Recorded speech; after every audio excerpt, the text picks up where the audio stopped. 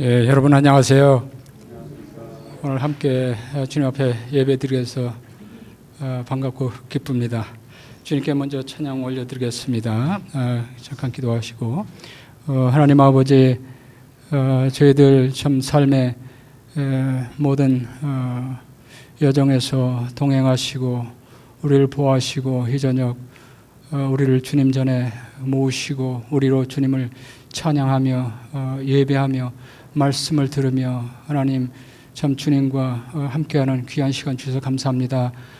저희들의 예배와 모든 시간 가운데 함께하여 주시어서 주님의 사랑으로 저희가 참 인침받는 그런 시간 되게 하여 주시옵소서. 예수님의 이름으로 기도합니다. 아멘.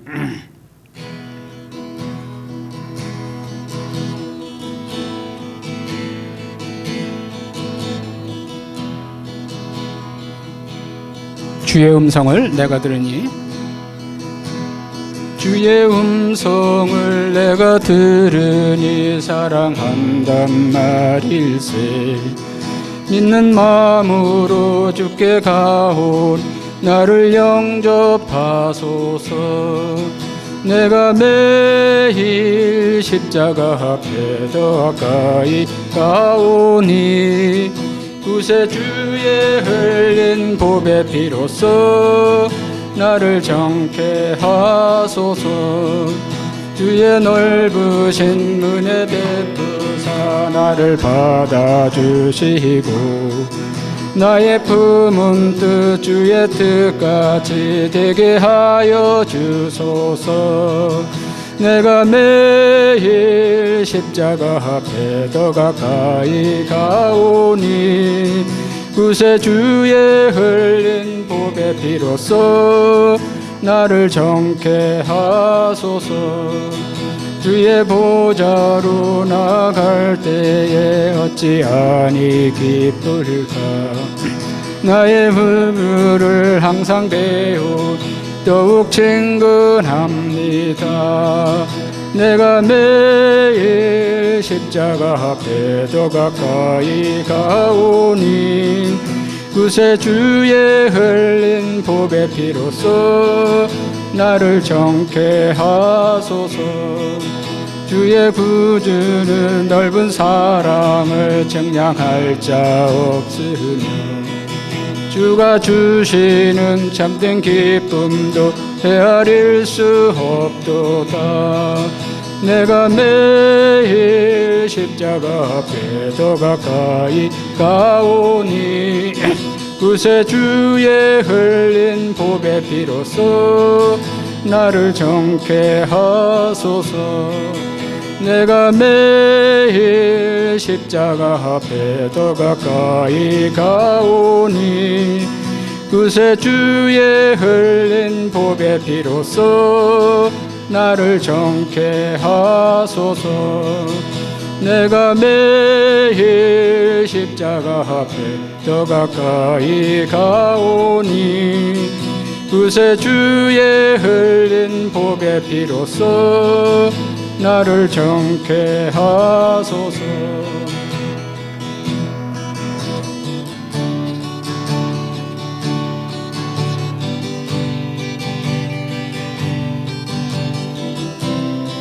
다 표현 못해도 나 표현하리라. 나 고백 못해도 나 고백하리라. 나 알 수 없어도 나 알아가리라. 나 닮지 못해도 나 닮아가리라. 나 표현 못해도 나 표현하리라. 나 고백 못해도 나 고백하리라. 나 알 수 없어도 나 알아가리라. 나 닮지 못해도 나 닮아가리라. 그 사랑 얼마나 아름다운지 그 사랑 얼마나 날 부욕해 하는지 그 사랑 얼마나 크고 놀라운지를 그 사랑 얼마나 나를 감격하게 하는지 다 표현 못해도 다 표현하리라 나 고백 못해도 나 고백하리라 나 알 수 없어도 나 알아가리라 나 닮지 못해도 나 닮아가리라 나 표현 못해도 나 표현하리라 나 고백 못해도 나 고백하리라 나 알 수 없어도 나 알아가리라 나 닮지 못해도 나 닮아가리라 그 사랑 얼마나 아름다운지 그 사랑 얼마나 날 부욕해 하는지 그 사랑 얼마나 크고 놀라운지를 그 사랑 얼마나 나를 감격하게 하는지 다시 한번 하시겠습니다. 표현 못해도 표현하리라 나 고백 못해도 나 고백하리라 나 알 수 없어도 나 알아가리라 나 닮지 못해도 나 닮아가리라 나 표현 못해도 나 표현하리라 나 고백 못해도 나 고백하리라 나 알 수 없어도 나 알아가리라 나 닮지 못해도 나 닮아가리라 그 사랑 얼마나 아름다운지 그 사랑 얼마나 날 부욕해 하는지 그 사랑 얼마나 크고 놀라운지를 그 사랑 얼마나 나를 감격하게 하는지 그 사랑 얼마나 아름다운지 그 사랑 얼마나 날 부욕해 하는지 그 사랑 얼마나 크고 놀라운지를 그 사랑 얼마나 나를 감격하게 하는지 그 사랑 얼마나 아름다운지 그 사랑 얼마나 날 부욕해 하는지 그 사랑 얼마나 크고 놀라운지를 그 사랑 얼마나 나를 감격하게 하는지 그 사랑 얼마나 크고 놀라운지를 그 사랑 얼마나 나를 감격하게 하는지 사랑합니다 나의 예수님 사랑합니다 아주 많이요. 사랑합니다 나의 예수님, 사랑합니다 그것뿐이에요. 사랑한다 아들아, 내가 너를 잘 아노라. 사랑한다 내 딸아, 내게 축복도 하노라. 사랑합니다 나의 예수님, 사랑합니다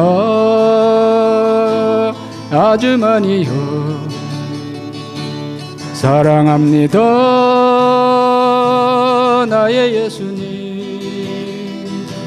사랑합니다 그것뿐이에요. 사랑한다 아들아, 내가 너를 잘 아노라. 사랑한다 내 딸아, 내게 축복도 하노라. 사랑하 나의 예수님, 사랑합니다 아주 많이요. 사랑합니다 나의 예수님, 사랑합니다 그것뿐이에요. 사랑한다 아들아, 내가 너를 잘 아노라. 사랑한다 내 딸아, 내게 축복도 하노라. 사랑한다 아들아, 내가 너를 잘 아노라. 사랑한다 내 딸아, 내게 축복도 하노라. 예, 하나님 아버지, 참 저희들을 주님의 사랑으로 참 지으시고, 하나님 이 험한 세상 가운데서 저희들의 삶을 인도해 주셔서 감사합니다. 하나님 아버지, 오늘도 주의 진리의 말씀, 거룩의 말씀, 참 우리의 생수가 되시는 주의 말씀으로 우리에게 가르쳐 주시고, 우리의 삶을 참 주님의 형상으로 변화시켜 주시옵소서. 예수님의 이름으로 기도합니다. 아멘.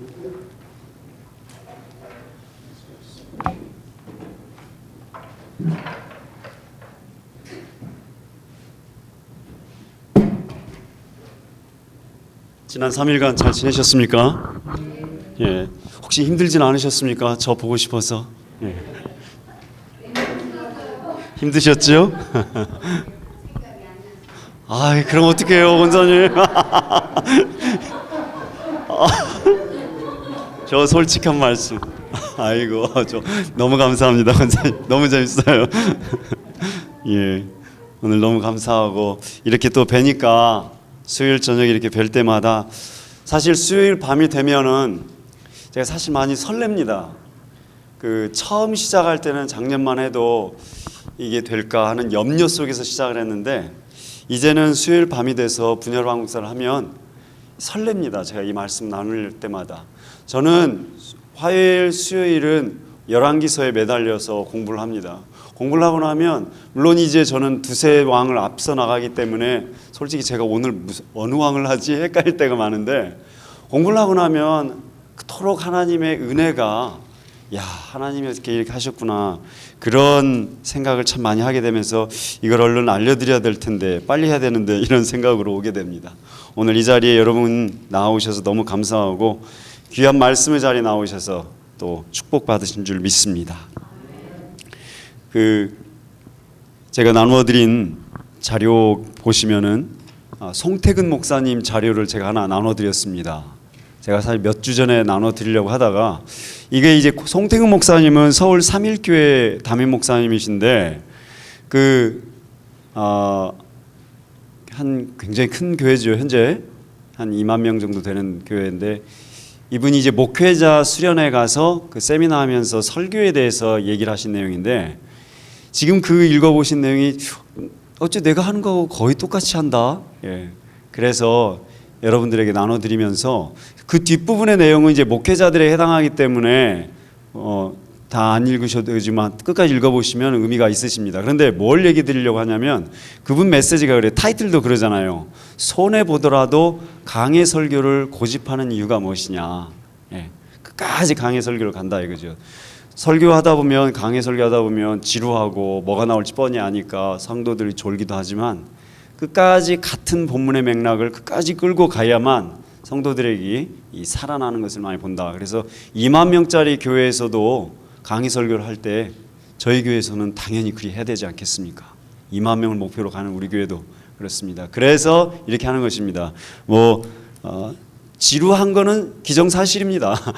분열호 한국사 지루한 건 기정사실이지만, 제가 최대한 그 구약의 본문을 살려서 우리 현재의 삶에 적용할 수 있도록 여러분들에게 성의껏 제가 가고 있습니다. 기억해 주시고요.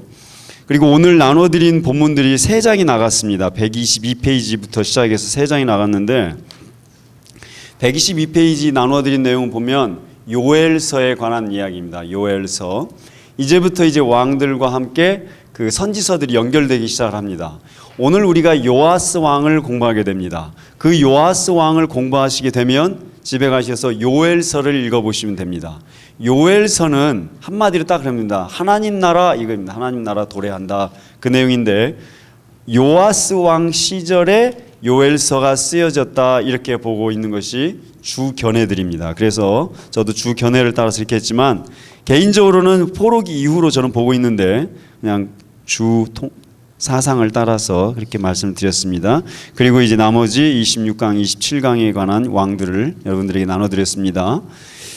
예습해 오시면 좋겠습니다. 오늘은 분열호 왕국사 25강 요아스 왕에 대해서, 유다 왕 요아스에 대해서 살펴보겠습니다. 열왕기하 12장입니다. 열왕기하 12장 1절부터 21절까지의 말씀을 좀 길지만 한번 같이 읽어가보도록 하겠습니다. 내용은 오늘 어렵지 않습니다. 유다 왕 요아스에 대해서 우리 같이 읽어가겠습니다. 구약 582장입니다. 구약 582장 582페이지 정도입니다. 예후의 제7년에 요아스가 왕이 되어 예루살렘에서 40년간 통치하니라. 그의 어머니의 이름은 시비아라 브엘쉐바 사람이더라. 요아스는 제사장 여호야다가 그를 교훈하는 모든 날 동안에는 여호와 보시기에 정직히 행하였으되, 다만 산당들을 제거하지 아니하였으므로 백성이 여전히 산당에서 제사하며 분향하였더라. 요아스가 제사장들에게 이르되, 여호와의 성전에 거룩하게 하여 드리는 모든 은, 곧 사람이 통용하는 은이나 각 사람의 몸값으로 드리는 은이나 자원하여 여호와의 성전에 드리는 모든 은을 제사장들이 각각 아는 자에게서 받아들여 성전의 어느 곳이든지 파손된 것을 보거든 그것으로 수리하라 하였으나, 요아스 왕 제23년에 이르도록 제사장들이 성전의 파손한 데를 수리하지 아니하였는지라.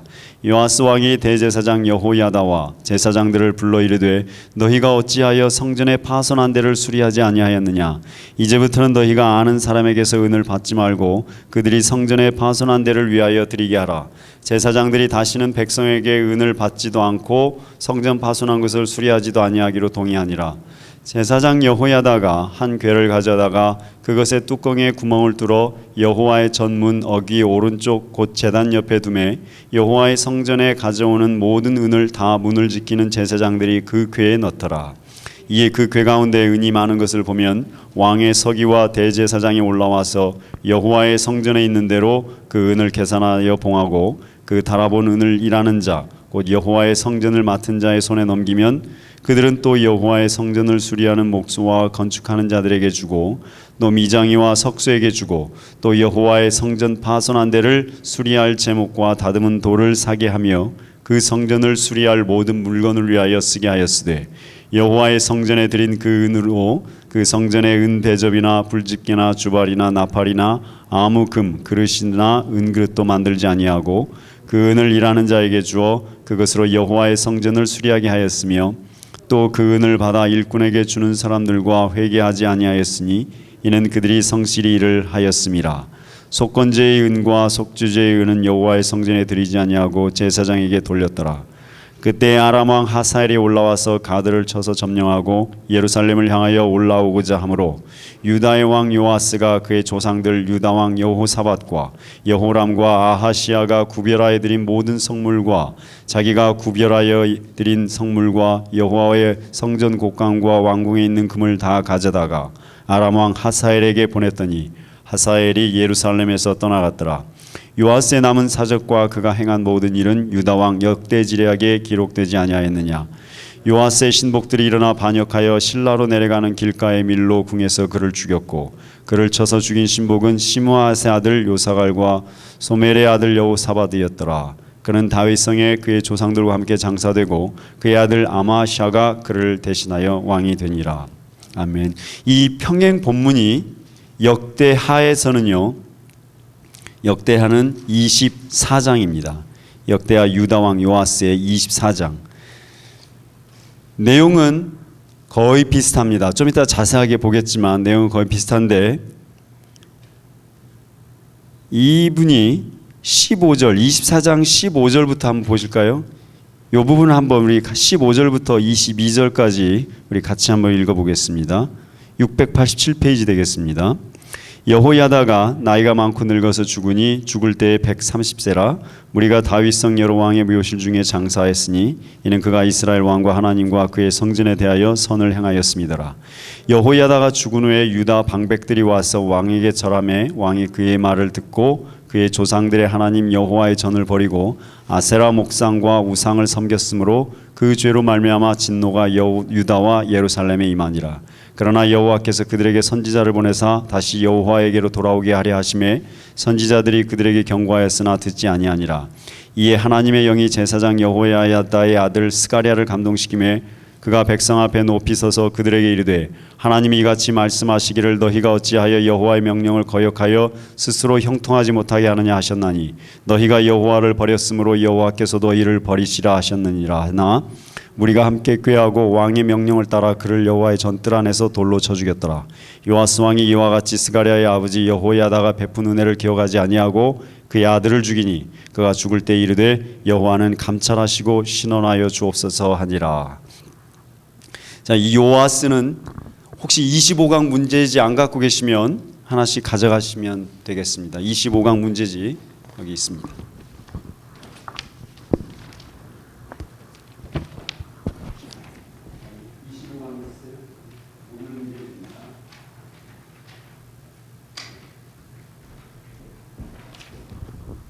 오늘 요아스 왕은요, 여기 칠판 한번 보시면 이렇습니다.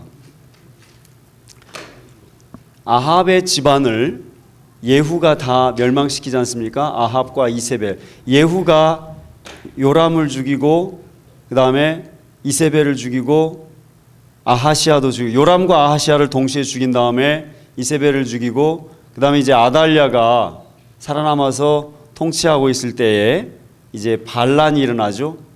예, 반란이 일어나서 아하시아의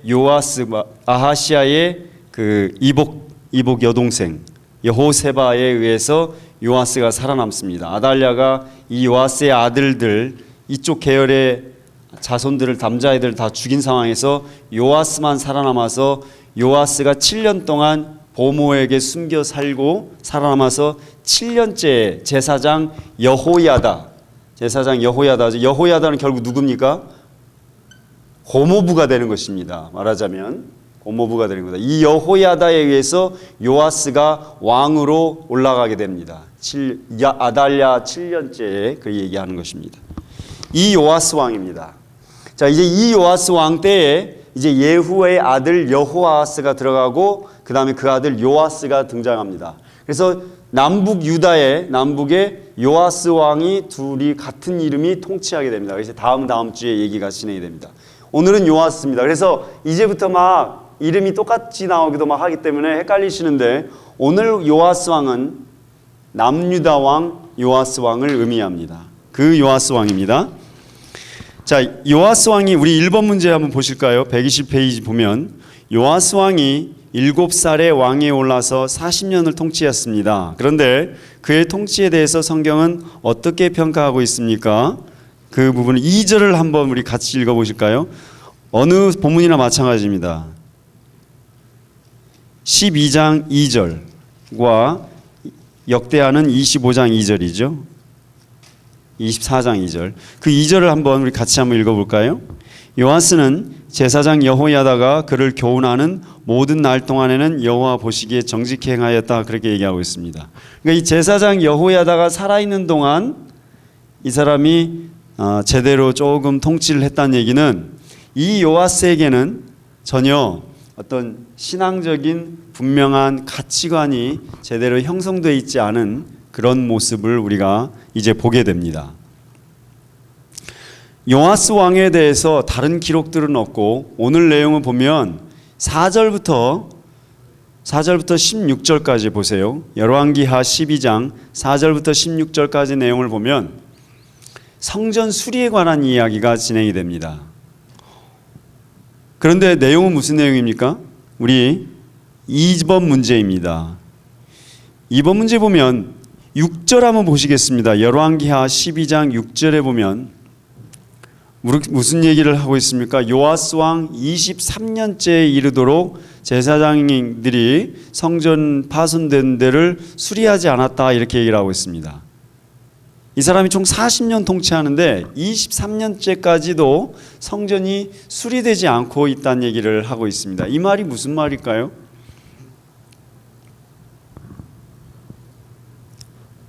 어떤 사실을 내포하는 걸까요? 요아스 왕에 대해서. 아까 잠깐 얘기 드렸지만 요아스 왕의 신앙의 태도에 대해서 우리가 알아볼 수가 있습니다. 도대체 어떻게 했길래 40년 동안 중에서 반절이 지나서 23년째 와서도 성전 수리가 안 돼가지고 지금 이제 와서 막 제사장 여호야다한테 뭐 닥달하고 있는 그런 본문입니다. 오늘 이 내용이. 그러니까 특별히 어려울 건 없는 내용이죠. 제사장한테 닭달하니까 이제부터 지금까지는 어떻게 해왔냐면요. 일반 성도들이 와가지고 그 은이나 금을 내주면 돈을 내면 그 돈 가지고서 어디 수리하고 이런 식으로 해왔습니다. 그러니까 시스템이 없고 주먹구구식으로 해오고 있었던 겁니다. 그런 와중에 이게 전혀 제대로 진행이 되지 않고 있기 때문에 제사장 여호야다를 9절에서 불러와가지고 불러다가 이렇게 닥달을 하니까 제사장 여호야다가 그때서부터는 성전 한 궤 구석에 궤를 가져다 놓고 사람들이 거기다가 이렇게 헌금을 하게 했다 이야기입니다. 그래서 그 헌금을 모아다가 그걸로 다 수리했다 이렇게 진행이 됩니다. 내용은 단순합니다. 내용은 아주 단순합니다. 그리고 뭐 이 부분에 대해서 해석하는 것도 간단합니다. 요아스 왕이 별로 하고 싶지 않았다는 얘기입니다.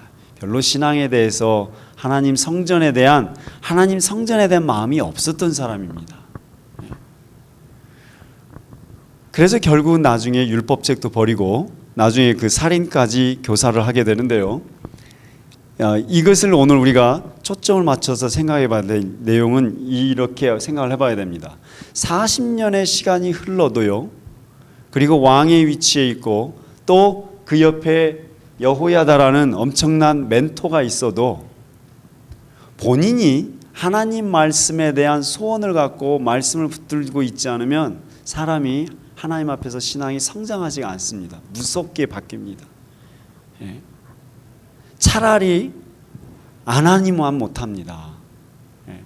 차라리 신앙을 안 갖고 있고 밖에서 헤매고 있다면 구원받거나 전도받을 가능성도 있는데 일단 교회 안으로 들어와가지고 교회 안에서 신자라는 자기는 신자라고 생각을 하고 말씀을 알고 있다라는 생각에 딱 젖어버리면 그 다음에서부터는 말씀이 들어가지 않아서 오히려 그런 사람들은 껍질은 신자인데 안은 휑하니 썩어있는, 그래서 사탄의 놀이객감밖에 안 되는 그런 무서운 사람이, 괴물이 탄생하게 됩니다. 제가 어느 분과도 대화하면서 그런 말씀을 하시는 거 들었는데, 야, 평신도 중에서도 이렇게 생각하시는 분들이 있구나 하는 생각이 들어서 제가 깜짝 놀라기도 했는데, 사람이 위험한 거는요, 교회 안에 있는 신자가 더 위험합니다. 예. 차라리 교회를 안 다니는 사람이 차라리 나아요. 그럴 경우에는 교회 안에 와서 하나님 말씀을 듣지 않고 자기 생각으로 몰고 가면 결국 요아스 꼴 납니다. 40년의 세월을 왕위에 있었는데 마지막 말년에 뭘 합니까?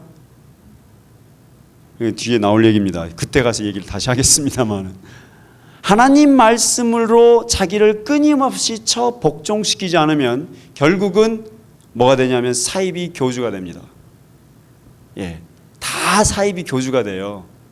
물론 나를 따르는 신도들은 없어요. 그러나 내가 왕이고 내가 하나님이고 내 뜻과 내 생각 주장하게 되면 결국 뭡니까?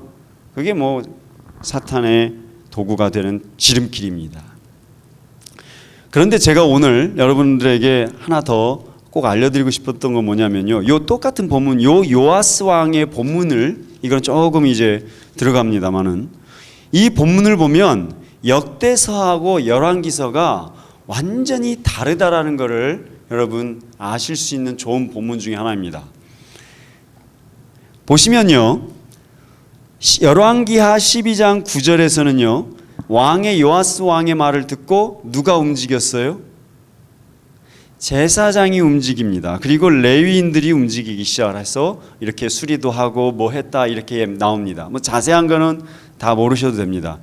그런데 9절에서 보면 제사장 여호야다가 그렇게 시작했다 그러지 않습니까?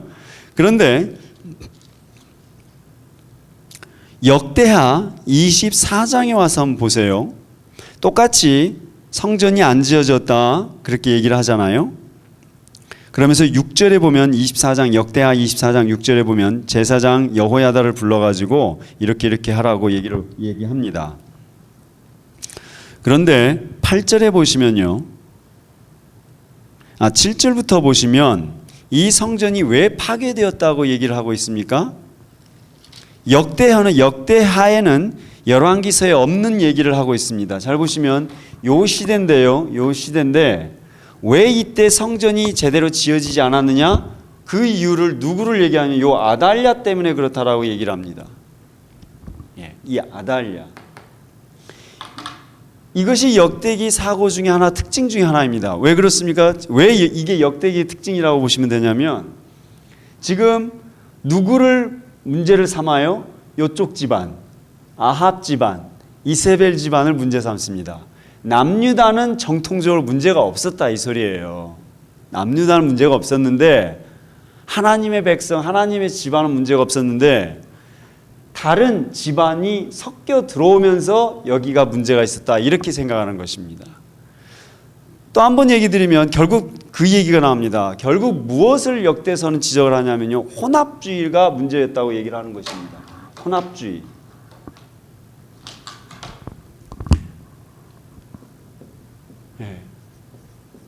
섞지 말라는 얘기입니다. 섞였기 때문에 하나님의 성전조차 파괴되었다는 얘기를 하고 있습니다. 뒤에서 얘기 나오겠지만, 다시 나오겠지만, 무엇을 갖다 놨다고 얘기했냐면요, 성전에 섞었다는 걸 뭐냐면 아세라 목상을 계속 갖다 놨다고 그랬습니다. 산당도 있을 뿐만 아니라 무엇을 더 위험하게 보셔야 되냐면 아세라 목상 있죠. 아세라 목상. 아세라 목상이 뭐냐면요, 그냥 큰 기둥이에요. 기둥 이렇게 기둥을 여기다가 갖다 놓은 거예요. 성전 옆에다가, 이 제단 옆에다가 갖다 놓은 것입니다. 그거를 뭘로 생각하시면 되냐면 이거와 똑같습니다. 우리 기독교잖아요.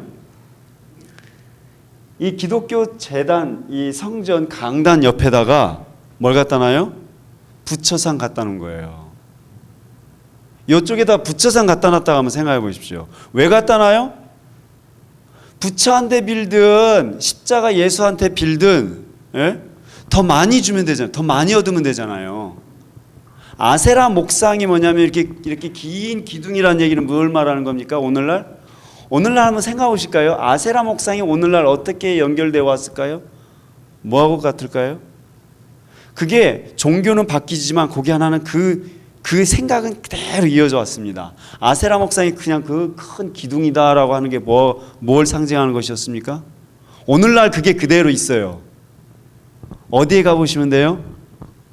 예? 예. 워싱턴 DC에 가보시면요, 워싱턴 메모리얼이 긴 직사각형입니다. 언제 그것도 다시 한번 해야 될 것 같아요. 한쪽에 뭐가 있어요? 그 한쪽에 의사당이 있어요. 국회의사당. 그 반대쪽에 뭐가 있어요? 오벨리스크가 서 있잖아요. 큰 기둥. 그게 남근을 상징하는 것입니다. 오벨리스크가. 그 원형 프로토타입이 아세라 목상이었어요. 그 풍요를 기원하는 것이었습니다. 그러니까 이 사람 집안이 얼마나 무서운 집안이었냐면, 이 이세벨이 얼마나 무서운 것이었냐면, 오늘 한번 성도님들 한번 생각해 보십시오. 제가 성도님들 복 많이 받으세요, 은사 많이 받으세요 그러면서 옆에다가 부처상 하나 갖다 놓고 이쪽에다가는 태국의 힌두상을 갖다 놨다고 해봅시다. 그럼 십자가만 갖고는 복을 못 받잖아. 트리플로 받잖아요. 부처한테도 받고 십자가한테도 받고 힌두한테도 받고, 예? 더블로 받잖아요. 복을. 얼마나 좋아요. 그러면 여러분 저를 어떻게 하실래요? 그냥 영성이 뛰어난 목사로 취급하실래요? 예. 그 시대입니다. 이게 그 시대. 좀 이게 연결이 되세요? 그냥 이게 성경만 읽으시면 뭐가 뭔지 모르고 그랬지만 얼마나 위험한 짓들이 벌어지고 있었느냐는 거죠. 근데 우리 이렇게 생각하신다. 이제 이게 눈에 보이는 걸로 제가 예를 들었잖아요. 그런데 눈에 보이지 않는 걸로 가보시면요, 이거하고 똑같습니다. 우리가 기도해가지고 기도하면서 복 받기를 받고 기도해서 뭐 잘 되고 그러한 모습들이 사실은 아세라 목상을 붙잡고 있는 것과 똑같은 거예요. 우리가 나와서 십자가만 전적으로 믿습니까? 하나님만 전적으로 믿나요? 성경만 전적으로 믿으시나요? 우리 생각엔 그게 아니에요. 사실은 성경 외에 또 다른 것, 이런 것을 믿게 되는 통장의 잔고, 이게 다 섞인 혼합주의를 말하는 것입니다. 하나님 말씀을 전적으로 붙들 수 있는, 그게 신앙이 성장하는 가장 지름길 중에 하나인데, 우리가 지금 그 섞여 있는 시대를 살아가고 있지 않나, 그런 생각을 좀 해보게 되었습니다. 이 요아스 시대가 오늘날 요아스 시대예요. 오늘 우리 시대가 이 요아스 시대와 같은 것입니다. 이제 3번 문제에서 이야기 대답을 해야 됩니다. 3번에서 이제 성전을 수리하는 과정에 대한 기록이 열왕기서와 역대서가 많은 차이를 보이고 있는데요. 열왕기서는 제사장 여호야다가 주도적으로 했다고 했는데, 이 역대서는요 그렇게 얘기하지 않습니다. 8절 한번 보실까요? 24장 8절 역대하 보면 뭐라고 얘기합니까? 왕이 궤를 만들어서 여호와의 전 문 밖에 두게 하고요. 그렇죠? 그리고 나서 하나님의 종 모세가 광야에서 이스라엘에게 정한 세를 바치게 하고, 지금 그냥 그전에는 단순한 헌금이었는데 지금은 완전히 모세가 정한 세금이다, 이렇게 딱 얘기를 진행을 하면서 왕권을 확립을 하고 진행을 해나갑니다. 지금 전부 다 이 내용이 역대서에서 보면은 왕의 관리들이 하고, 11절에 보면은요 레위 사람들이 들어오지만 왕의 관리에게 가져갑니다. 그리고 왕의 서기관들이 진행을 합니다. 그러나서 12절에 보세요. 또 왕이 어쩌고 저쩌고 얘기를 합니다. 그러고 나서 14절에 보면 또 왕과 여호야다 앞으로 가져온다, 이렇게 얘기합니다. 지금 역대서에서는요 계속 왕을 강조합니다. 왕을 강조하고 처음부터 모세에서부터 진행되어 왔던 것을 강조합니다. 왜 그렇습니까? 그 이유가 뭡니까? 다시 이 얘기는, 남유다는 하나님 깨끗하다, 하나님 편에서 끝까지 정통성을 지키고 내려왔다라는 것을 강조하려고 하는 것입니다. 요아스 왕은, 역대기서에서는 요아스 왕의 그 앞의 내용을 얘기하지 않습니다. 요아스 왕이 성전을 수리했고 요아스 왕이 주도적으로 했다라고 자꾸 그렇게 가려고 지금 얘기를 하고 있는 내용입니다. 그래서 역대서는요, 그래서 읽으실 때 역대서는 완전히 좀 편향되어 있기 때문에 그런 부분을 아시면서 읽으셔야 된다는 겁니다. 그렇기 때문에 우리의 신앙 자체도 객관성을 유지하려고 하는 면도 있고 동시에 좀 편향되어서 진행되는 부분도 있다라는 부분을 이렇게 생각을 해볼 수가 있습니다. 자, 이제 계속해서 역대하 24장을 계속 보겠습니다. 15절 역대하 24장 15절부터 22절까지 내용인데요. 우리 오늘 문제의 4번 문제에 해당이 됩니다. 우리 같이 한번 읽어보겠습니다. 우리 4번 문제 한번 읽어볼까요? 제사장 여호야다가 죽은 후에 요아스 왕이 유다 방백들의 말을 듣고 우상을 숭배했다고 합니다. 또 제사장 여호야다의 아들 스가랴를 죽이기까지 했습니다. 역대서는 왜 이 사건을 기록하고 있을까요? 그의 통치 기간과 성전 수리 사건과 같이 한번 생각해 보시기 바랍니다. 이렇게 얘기를 하고 있습니다. 자, 이 15절부터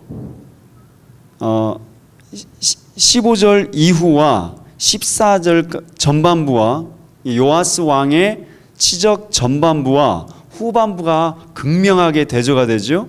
앞에서는 역대서에서는 어떻게 얘기합니까? 왕이 막 성전 수리하고 막 시스템도 장착하고 막 이런 상황이었습니다. 그렇죠? 근데 그랬던 사람이 확 뒤집어져 가지고 후반부에서 뭘 합니까? 이 제사장 스가랴를 죽였다고 그러잖아요. 제사장 스가랴가 누구라고 그랬습니까? 여호야다의 아들이잖아요. 여호야다의 아들 스가랴. 죄송합니다.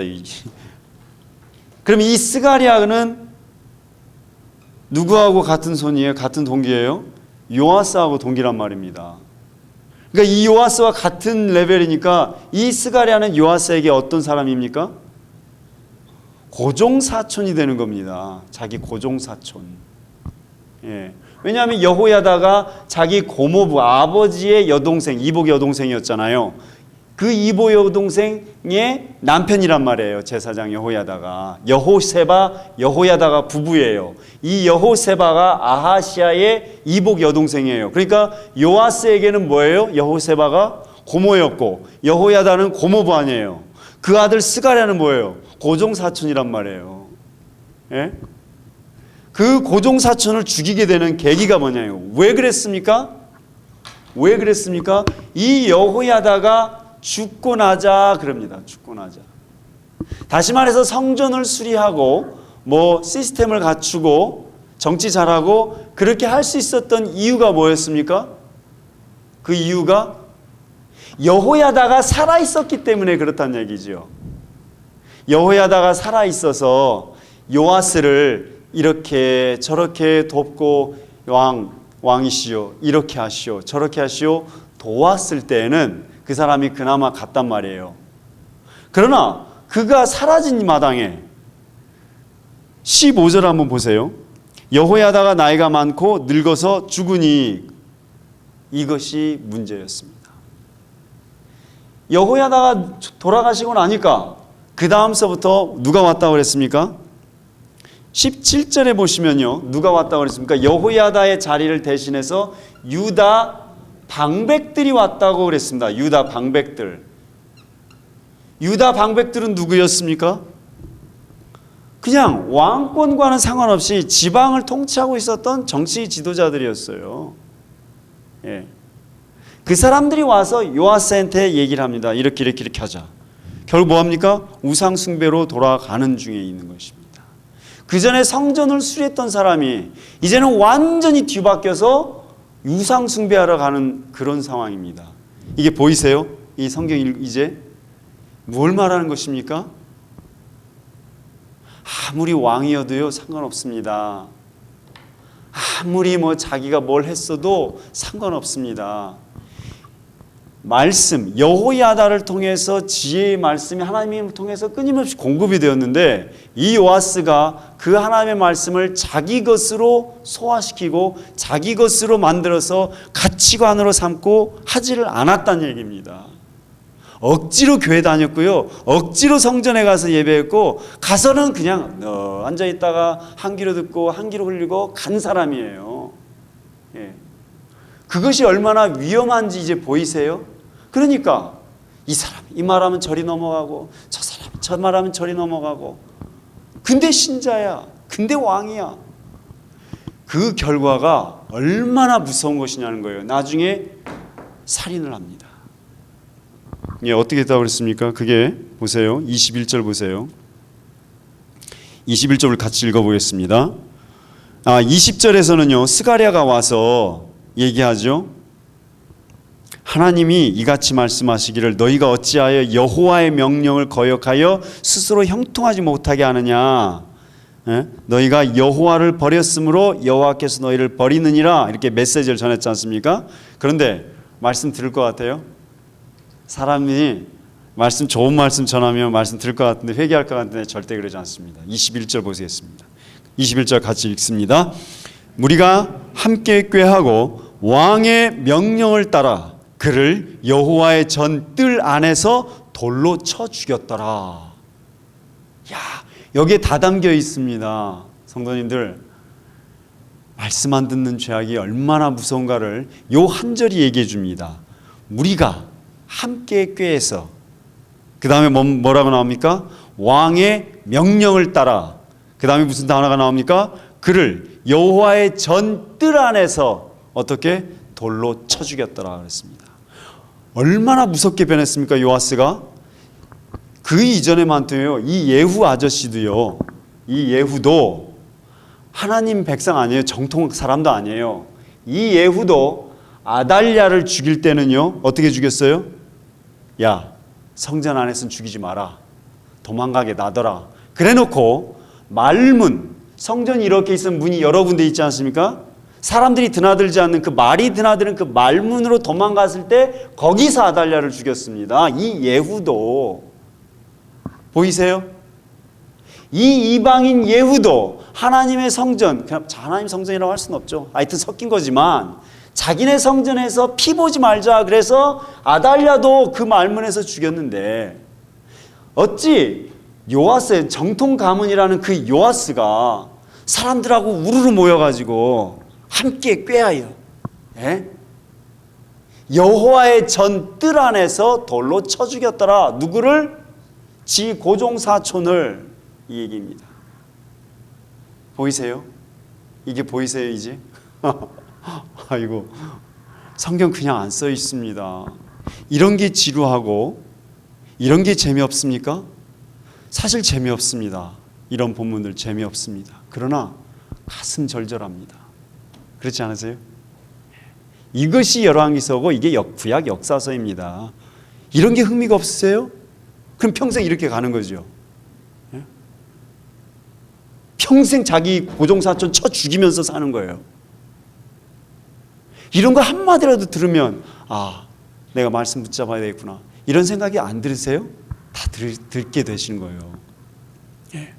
이런 걸 우리가 깊이 파고들지 않았기 때문에 그게 그렇고 복음서 은혜롭고 은혜로운 말씀 이런 것만 찾는 거예요. 달콤한 설탕 설교만 들으시는 거예요. 여호야다, 하나님의 말씀이 사라져버린 그 인생은요, 아무리 뭘 했어도 상관없습니다. 나중에 무서운 괴물로 변하시게 됩니다. 성도님들, 하나님 앞에서 오랜 연륜을 쌓으시면서 무서운 괴물이 되실래요? 아니면 끝까지 하나님 앞에서 하나님 말씀으로 변화된 성자가 되실래요? 그 도구는요, 그 기준은 간단합니다. 말씀대로 말씀 붙들고 끝까지 말씀으로 가는 것 밖에는 길이 없습니다. 그래서 이 성경에서 앞에서는 성전 고치고 왕이 주도적으로 해서 다 끌고 와 성전 고쳤다 그 얘기를 정확하게 쭉 14절까지 했습니다. 그런데 딱 한 절을 삽입합니다. 15절. 그가 죽었다. 굳이 지금 잘 보시면요, 이 역대기서 본문이 굳이 15절 얘기를 넣을 필요가 없어요. 여호야다가 죽었다라는 말을 할 필요가 없어요. 요아스 얘기잖아요. 요아스가 성전 막 짓고 있다, 이런 수리했다, 그 얘기를 쭉 하고 있기 때문에 굳이 뭐 여호야다가 죽었다는 얘기를 할 필요가 없습니다. 뒤에 가서 뭐 죽였다만 하면 되니까. 근데 여호야다가 죽었다는 얘기를 넣었다는 얘기는 뭐냐면 하나님 말씀을 듣고 안 듣고가 이렇게 차이가 난다는 것입니다. 그래서 역대하 24장의 중요한 핵심 구절은 15절입니다. 15절. 5절, 우리 5번 문제 한번 보시겠습니다. 자, 그의 말년을 한번 살펴보겠습니다. 5번 문제가 이렇습니다. 요아스 왕 통치 말년에 아람 군대가 남유다를 공격했고 이로 인해 요아스는 암살되었습니다. 이는 어떤 사고를 반영하고 있습니까? 그렇죠? 요아스가 이제 아람 군대는요, 이스라엘이 있으면 이스라엘의 북쪽에 있는 게 아람이죠. 오늘날의 시리아, 다마스커스 쪽이죠. 그 다음에 시리아 위쪽에 있는 게 누구예요? 아시리아입니다. 이제 이거 지워보도록 하겠습니다. 이렇게 지중해가 이렇게 있고 북이스라엘이 이렇게 남유다가 이렇게 진행이 되면 이쪽에 시리아가 있게 됩니다. 시리아. 그리고 이쪽에 아시리아가 있게 됩니다. 다음엔 제가 지도를 준비하겠습니다. 죄송합니다만. 이제 이 시리아, 아람이죠. 얘네 아람이 이쪽을 치고 내려오기 시작합니다. 이때서부터 이제 다음부터 보시면 계속 요 아람이 계속 이스라엘 민족을 누르기 시작합니다. 그 최초가 요아스에서 시작이 됩니다. 그래서 아람에 의해서 아람이 치고 내려왔잖아요. 근데 아람이 죽이지 않고 25절 보시겠습니다. 우리 25절 말씀 같이 읽겠습니다. 요아스가 크게 부상함에 적군이 그를 버리고 간 후에 그의 신하들이 제사장 여호야다의 아들들의 피로 말미암아 반역하여 그를 그의 침상에서 쳐 죽인지라. 요아스가 아람의 침략에 의해서 부상을 입었잖아요. 침대에 있을 때 그를 죽입니다. 그러니까 암살됩니다. 자기 민족에 의해서. 이게 무엇을 의미하는 걸까요? 지금부터 이제 보시면 되겠지만 남유다 왕들 중에서 암살된 왕은 요아스가 이제 처음 시작이 됩니다. 진짜 불명예입니다. 여러분 말씀드렸지만 이 남유다 왕조는 하나도 역성혁명이 이루어지지 않습니다. 이쪽은 9번이나 왕조가 바뀌지만 북이스라엘은 이쪽은 한 번도 쿠데타가 일어나지 않습니다. 이게 살인으로 왕이 바뀌지 않는다는 얘기예요. 근데 이 요아스는 살해됩니다. 인생 말년. 왜 그랬습니까? 하나님의 말씀을 짓밟은, 율법책을 버린. 그래서 처음에 요아스가 왕위에 오를 때 이렇게 얘기했었습니다. 요아스가 처음에 왕위에 등장할 때 받았던 두 개가 무엇이었습니까? 기억나세요? 당연히 그 이 왕관, 죄송합니다. 갑자기 생각. 왕관과 함께 뭘 받았다고 그랬습니까?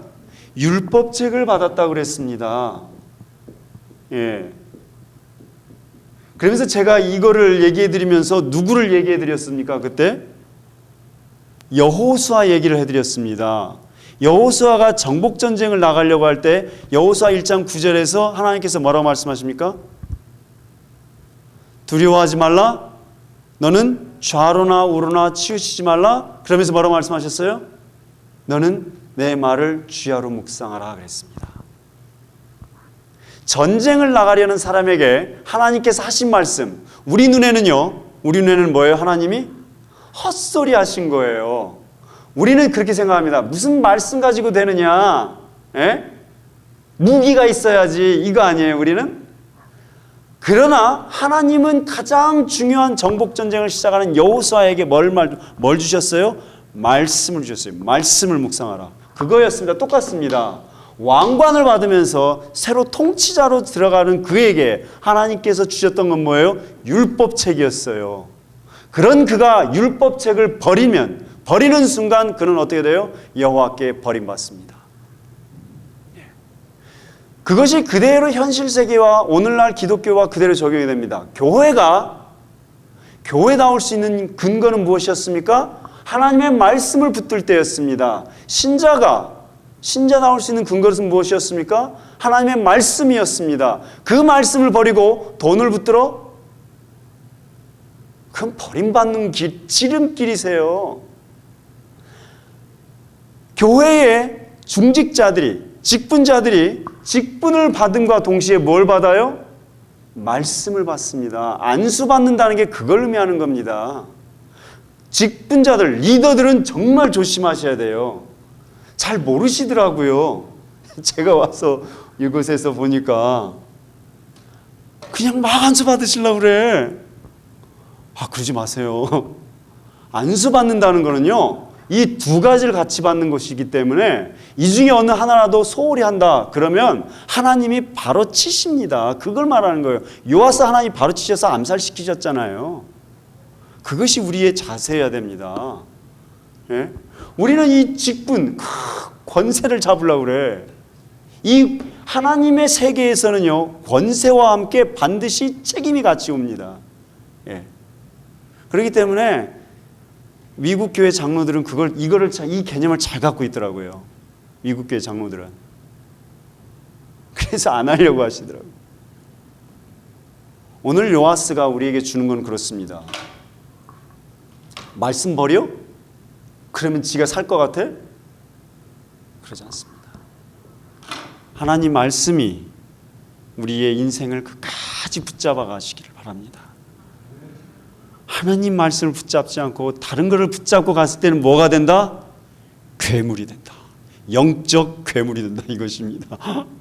오늘 요아스를 통해서 우리가 이런 좋은 귀한 교훈을 얻었습니다. 하나님 말씀으로 승리하시길 바라고요.